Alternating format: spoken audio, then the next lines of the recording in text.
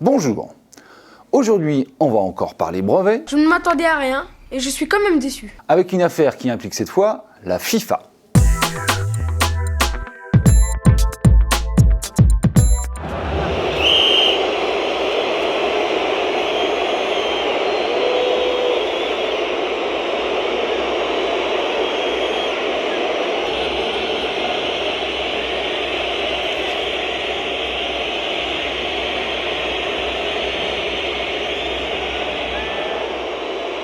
C'est pas du vrai 9-15 ça.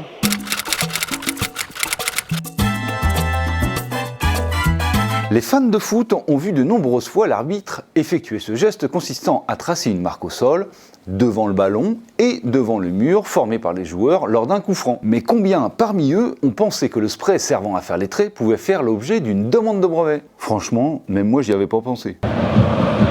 Je savais pas qu'on pouvait breveter un trait blanc.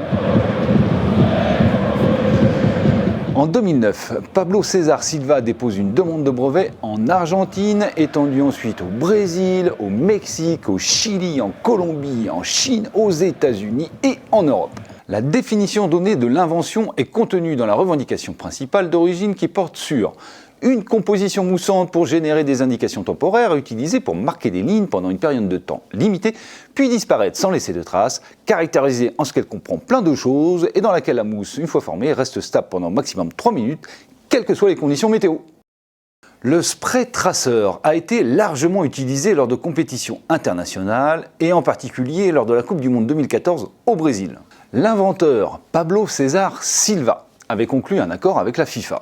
Mais la Fédération internationale a finalement confié la production du spray à une autre entreprise, au mépris des droits de propriété industrielle de Pablo César Silva. C'est moche. Pablo Silva saisit la justice brésilienne en 2017.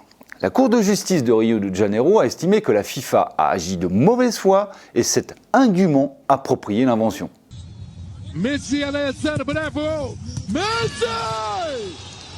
Verdict, la FIFA va devoir indemniser l'inventeur à hauteur de 120 millions de dollars.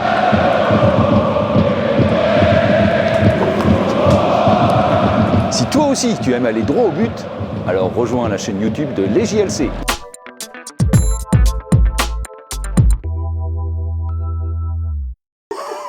Ah oui, il va falloir que j'aille vite là. Mais la Fédération internationale, au mépris des droits de propriété industrielle, et c'est indûment,